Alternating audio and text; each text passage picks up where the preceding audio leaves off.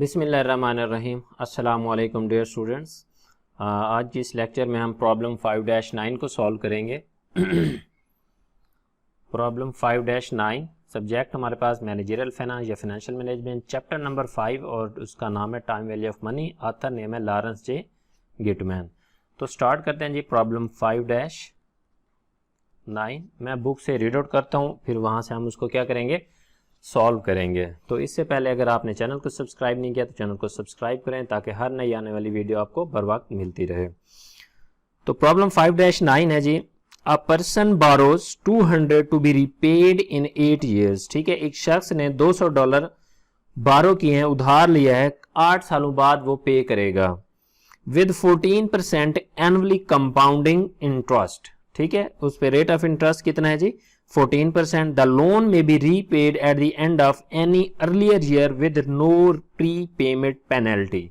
सबसे पहले डाटा को एक्सट्रैक्ट करते हैं। टुडे बारो अमाउंट जो है वो किसको शो करता है कि प्रेजेंट वैल्यू थी, प्रेजेंट वैल्यू है जी $200। ठीक है, ये शख्स ने लोन लिया था आज 0 टाइम पीरियड में। उसके ऊपर इंटरेस्ट रेट जो था वो है जी 14%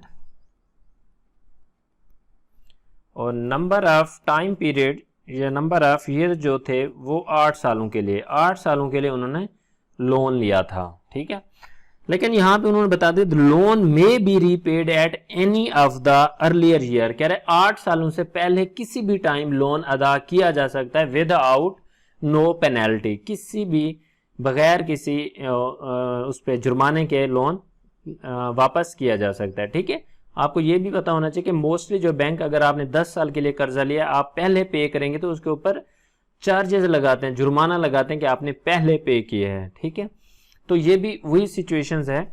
तो पहली रिक्वायरमेंट है कि अगर what amount will be due if the loan is repaid at the end of the 1 year, कि अगर लोन आपका 1 साल बाद पे किया जाए तो कितना होगा। यानी कि यहाँ पे हमने शुरू में नंबर ऑफ ईयर्स कितने थे, 8, लेकिन वो कहता है कि अगर मैं 1 साल बाद पे कर दूं तो फिर बताएं कितना लोन मुझे पे करना होगा। तो डाटा वही होगा, जस्ट नंबर ऑफ ईयर्स हमने चेंज करने हैं। तो फ्यूचर वैल्यू 1 साल बाद क्या होगी, तो फार्मूला आना चाहिए future value n is equal to present value into 1 plus i raise to power n। तो ये डाटा है, तो इससे फ्यूचर वैल्यू फाइंड करेंगे। तो formula present value 200 into 1 plus interest rate कितना है जी 14%, तो 0.14, नंबर ऑफ ईयर्स कितने 1, कि अगर आपने 1 साल बाद लोन पे किया है तो कितनी अमाउंट आपको अदा करनी होगी। 200 इंटू 1.14 की पावर 1,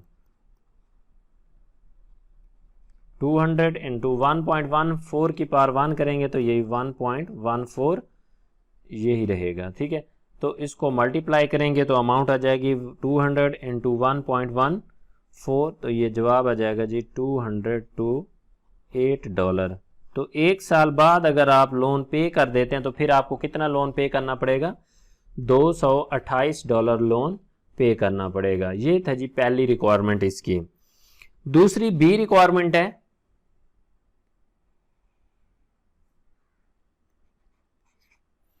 बी रिक्वायरमेंट कहते हैं what is the repayment eight the end of the 4 year। अगर आप 4 साल बाद मतलब वो लोन वापस करता है तो फिर कितनी पैसे देने पड़ेंगे। तो फिर उसी तरह से यानी कि इसमें n को अज्यूम करना है 4, तो फार्मूला लगाना है future value n is equal to present value into 1 plus i raise to power n। तो प्रेजेंट वैल्यू कितनी है जी 200 इंटू 1 प्लस इंटरेस्ट रेट 14%, तो 0.14 लिख दे दें, 0.14 परसेंटेज कन्वर्टर, n कितना है 4,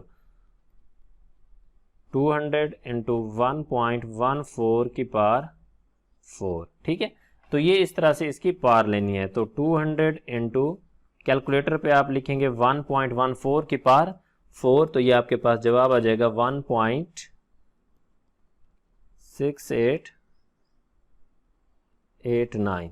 तो इसको मल्टीप्लाई करेंगे तो ये जवाब आ जाएगा $337.78। ठीक है, अगर 4 साल बाद लोन पे करते हैं तो फिर कितनी अमाउंट देनी होगी, $337.38। सॉरी $78। तो ये थी जी दूसरी रिक्वायरमेंट बी। उसके बाद सी रिक्वायरमेंट है थर्ड,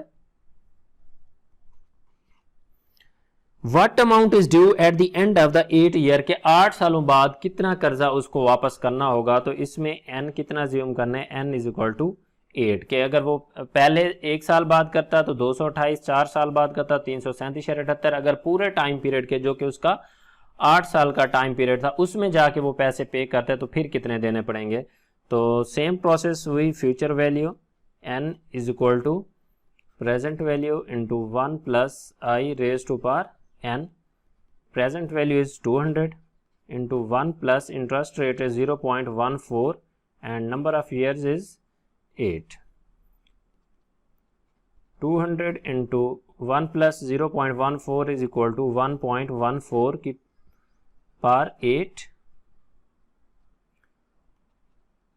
200 into 1.14 की पावर 8 करेंगे तो ये आपके पास वैल्यू आ जाएगी 2.8526। तो इसको मल्टीप्लाई करेंगे, ये जवाब आ जाएगा 570.52। तो अगर पूरे 8 साल बाद कर्जा देगा तो ये डॉलर उसको पे करने होंगे। ठीक है, तो ये था जी हमारे पास प्रॉब्लम 5-9 जो कि chapter number 5 time value of money, author क्या है गिटमैन।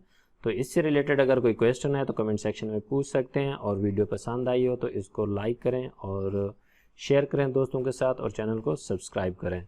And thank you for watching.